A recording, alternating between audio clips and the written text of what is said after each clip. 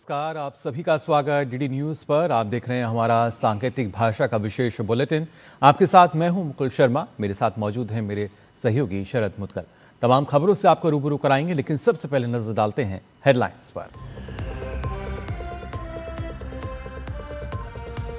Davos में जारी है भारत की सशक्त भागीदारी।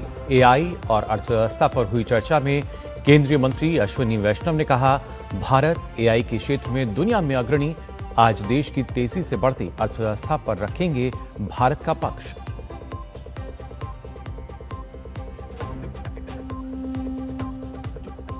स्पेन के विदेश मंत्री जोस मैनुएल अल्बेरेस 2 दिवसीय भारत दौरे पर राष्ट्रपति द्रौपदी मुर्मू और विदेश मंत्री डॉक्टर एस जयशंकर से करेंगे मुलाकात।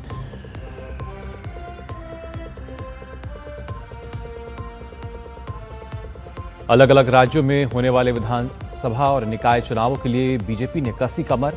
चुनाव प्रभारी और सह प्रभारी नियुक्त, कई वरिष्ठ नेताओं को सौंपी गई जिम्मेदारी।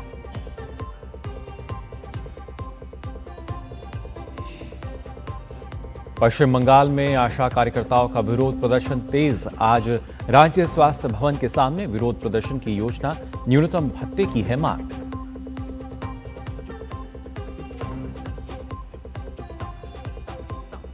और न्यूजीलैंड के खिलाफ 5 मैच की T20 सीरीज का आगाज आज से। पहला मुकाबला नागपुर में।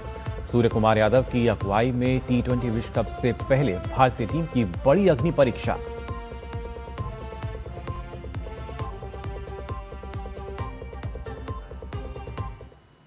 और आइए अब खबरें जान लेते हैं विस्तार से।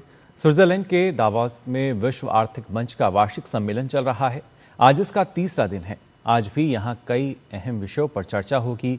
आज क्या भारत विश्व की तीसरी सबसे बड़ी अर्थव्यवस्था बन सकता है, इस विषय पर एक महत्वपूर्ण चर्चा होगी। इस चर्चा में इलेक्ट्रॉनिक्स और सूचना प्रौद्योगिकी मंत्री अश्विनी वैष्णव शामिल होंगे।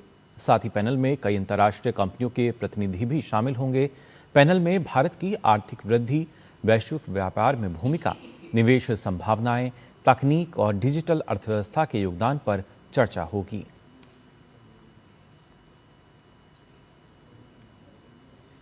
इससे पहले कल केंद्रीय मंत्री अश्विनी वैष्णव ने दावोस में वर्ल्ड इकोनॉमिक फोरम में एआई और अर्थव्यवस्था पर पैनल चर्चा में हिस्सा लिया।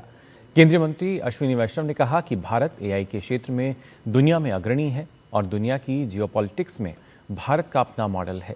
इसके साथ ही पैनल चर्चा के दौरान केंद्रीय मंत्री अश्विनी वैष्णव ने कहा कि एआई क्रांति लाने के लिए देश में बड़े पैमाने पर लोगों को प्रशिक्षित किया जा रहा है।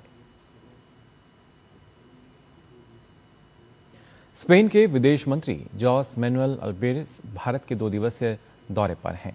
अपनी इस यात्रा के दौरान वे राष्ट्रपति द्रौपदी मुर्मू और विदेश मंत्री डॉक्टर एस जयशंकर से मुलाकात करेंगे। विदेश मंत्री जोस मैनुएल अल्बेरेस की ये भारत यात्रा कई मायनों में अहम है। इस यात्रा के दौरान दोनों पक्षों के बीच आतंकवाद के खिलाफ वैश्विक लड़ाई सहित क्षेत्रीय और वैश्विक मुद्दों पर विचारों का आदान प्रदान किया जा सकता है। गृह एवं सहकारिता मंत्री अमित शाह आज से उत्तराखंड के 2 दिवसीय दौरे पर रहेंगे। इस दौरान वे वहां हरिद्वार और ऋषिकेश में आयोजित कई महत्वपूर्ण धार्मिक और सामाजिक कार्यक्रमों में भाग लेंगे। उनके इस दौरे को राज्य के लिए काफ़ी खास माना जा रहा है, क्योंकि इसमें स्वास्थ्य, आध्यात्म और सांस्कृतिक विरासत से जुड़े कार्यक्रम शामिल हैं। गृह मंत्री आज स्वर्गाश्रम स्थित गीता भवन पहुंचेंगे, जहां गीता प्रेस द्वारा प्रकाशित मासिक पत्रिका कल्याण के शताब्दी अंक के विमोचन समारोह को संबोधित करेंगे। वहीं 22 जनवरी को अमित शाह हरिद्वार पहुंचेंगे। यहां वे पतंजलि योगपीठ स्थित महर्षि दयानंद ग्राम में Patanjali emergency and critical care hospital का उद्घाटन करेंगे। इसके बाद वह हरिद्वार स्थित गायत्री तीर्थ शांति कुंज पहुंचेंगे, जहां वे अखंड ज्योति के दर्शन करेंगे और गायत्री परिवार के सदस्यों से मुलाकात करेंगे। इसके बाद गृह मंत्री बैरागी द्वीप हरिद्वार में आयोजित एक बड़े कार्यक्रम में शामिल होंगे। इस शताब्दी वर्ष समारोह 2026 में देश विदेश से बड़ी संख्या में श्रद्धालु और गणमान्य लोग शामिल होने आ रहे हैं। बीजेपी ने आने वाले समय में विभिन्न राज्यों में होने वाले विधानसभा और निकाय चुनावों के लिए तैयारियां शुरू कर दी हैं। बीजेपी के नवनियुक्त राष्ट्रीय अध्यक्ष नितिन नवीन ने कई बड़े नामों को अहम जिम्मेदारियां सौंपी हैं। बीजेपी अध्यक्ष ने केरल विधानसभा, बेंगलुरु महानगर निगम चुनाव, तेलंगाना निकाय चुनाव और चंडीगढ़ मेयर चुनाव के लिए प्रभारियों और सह प्रभारियों की नियुक्ति की है। केरल के लिए राष्ट्रीय महासचिव विनोद तावड़े को चुनाव प्रभारी और केंद्रीय मंत्री शोभा करंदलाजे को सह चुनाव प्रभारी बनाया है। इसी प्रकार ग्रेटर बेंगलुरु महानगर निगम के आगामी चुनाव के लिए भाजपा के पूर्व राष्ट्रीय महासचिव राम माधव को चुनाव प्रभारी तथा राजस्थान प्रदेश भाजपा के पूर्व अध्यक्ष सतीश पुनिया तथा महाराष्ट्र विधानसभा के पार्टी सदस्य संजय उपाध्याय को सह चुनाव प्रभारी बनाया गया है। भाजपा ने चंडीगढ़ मेयर के चुनाव के लिए राष्ट्रीय महासचिव विनोद तावड़े को पर्यवेक्षक बनाया है। इसके साथ ही तेलंगाना नगरपालिका और निगम चुनाव के लिए आशीष शेलार को चुनाव प्रभारी बनाया गया है। बात करते हैं पश्चिम बंगाल की, जहां ममता सरकार के खिलाफ आशा वर्कर्स ने मोर्चा खोल दिया है। आशा वर्कर्स अपने न्यूनतम भत्ते को बढ़ाने की मांग को लेकर प्रदर्शन कर रहे हैं। आशा वर्कर्स ने अब स्वास्थ्य भवन के सामने विरोध प्रदर्शन कर आह्वान किया, जिसको देखते हुए बंगाल पुलिस ने स्वास्थ्य भवन के आसपास सुरक्षा कड़ी कर दी है। आरोप लगाए जा रहे हैं कि राज्य के विभिन्न जिलों में आशा कार्यकर्ताओं को पुलिस कोलकाता आने से रोक रही है। आरोप है कि पुलिस रेलवे स्टेशनों पर आशा कार्यकर्ताओं को रोक रही है। पश्चिम बंगाल पुलिस की ओर से आशा कार्यकर्ताओं को स्वास्थ्य भवन जाने से रोकने और स्वास्थ्य भवन को किले में तब्दील करने पर भाजपा नेता शुभेंदु अधिकारी ने निशाना साधा है।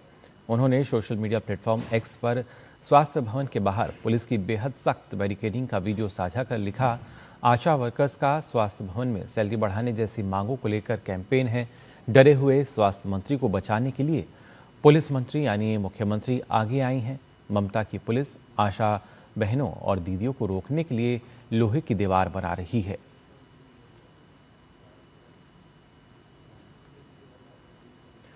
पश्चिम बंगाल में चुनाव से पहले बढ़ती हिंसा को लेकर राज्यपाल सीवी आनंद बोस ने सख्त रुख अपनाया है। उन्होंने कानून व्यवस्था बनाए रखने के लिए एक अहम एडवाइजरी जारी की है। राज्यपाल ने खुफिया तंत्र को मजबूत करने, केंद्र और राज्य एजेंसियों के बीच बेहतर समन्वय और संवेदनशील इलाकों में कड़ी निगरानी पर जोर दिया है। अंतर्राष्ट्रीय सीमाओं की संवेदनशीलता को देखते हुए संयुक्त खुफिया व्यवस्था और सक्रिय गश्त की सलाह दी गई है। साथ ही उकसावे में शामिल तत्वों पर तुरंत कार्रवाई की बात कही गई है। इसमें भरोसा कायम करने के लिए समुदायों के साथ संवाद किया जाए। राज्यपाल ने यह भी सलाह दी है कि मदद के लिए आने वाली कॉल्स पर तुरंत प्रतिक्रिया दी जाए। भीड़ नियंत्रण के दौरान संयम बरता जाए और तनाव कम करने के लिए स्थानीय नेताओं के साथ समन्वय किया जाए। खबर खेल जगत से, भारत और न्यूजीलैंड के बीच 5 मैच की T20 सीरीज का पहला मुकाबला आज नागपुर में खेला जाएगा। ये सीरीज ऐसे समय पर हो रही है जब अगले महीने T20 वर्ल्ड कप शुरू होना है। भारतीय टीम को वनडे सीरीज में हार का दंश झेलना पड़ा। ऐसे में टीम पलटवार के इरादे के साथ सामने होगी।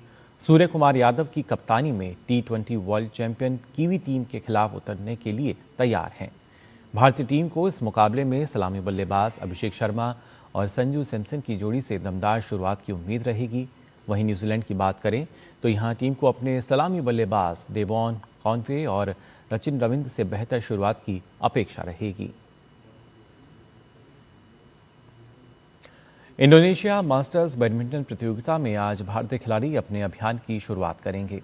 पुरुष वर्ग में लक्ष्य सेन पहले दौर के मैच में चीनी ताइपे के वांगजू वेई से भिड़ेंगे। लक्ष्य सेन के अलावा एच.एस. प्रणॉय और किदाम्बी श्रीकांत भी आज भारतीय चुनौती पेश करेंगे। वहीं महिला वर्ग में पीवी सिंधु भारतीय चुनौती की अगुवाई करेंगी। सिंधु पहले दौर के मैच में जापान की मनामी सुइजू से भिड़ेंगी, जो उनसे रैंकिंग में नीचे हैं। सिंधु के अलावा मालविका बंसोड, तन्वी शर्मा भी अपनी चुनौती को सामने रखेंगी। तो फिलहाल के लिए सांकेतिक भाषा के इस विशेष बुलेटिन में बस इतना ही, लेकिन देश और दुनिया की तमाम खबरों के लिए आप देखते रहिए DD न्यूज़।